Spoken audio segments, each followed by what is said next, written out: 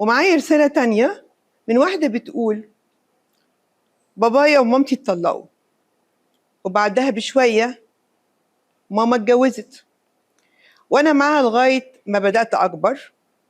ابتدت تغير عليا، لا تغير على جوزها مني، وحاولت توسط ناس عشان بابا ياخدني، لأنها بتغير لجوزها يبصلي. وطبعا بابا كان رافض ياخدني ورافض يصرف علينا، وده خلاني أتحمل حاجات كتير قوي. طول النهار هي بتبصلي زي ما أكون أنا اللي بعاكس في جوزها، معاملتها وحشة جدا، زي ما أكون ضرتها مش بنتها.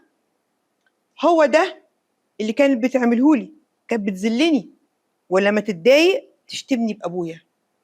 هو أنا كنت السبب في جوازهم ولا طلاقهم؟ هو أنا اللي نقيته لها عريس؟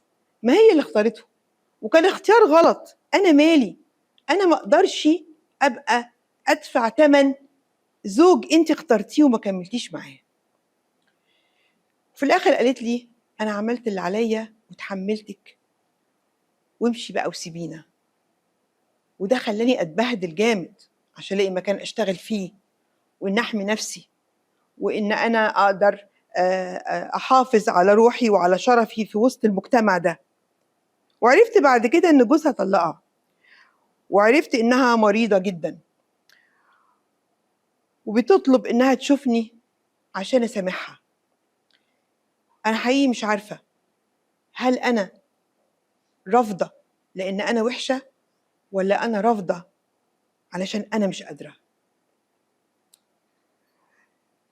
أرجع وأقولك إن إحنا كلنا اتعودنا إن الأم اللي عندها بنت غالبا ما بتتجوزش عشان بنتها ما تعيش مع جوزها، لأنه بيبقى راجل غريب عليها.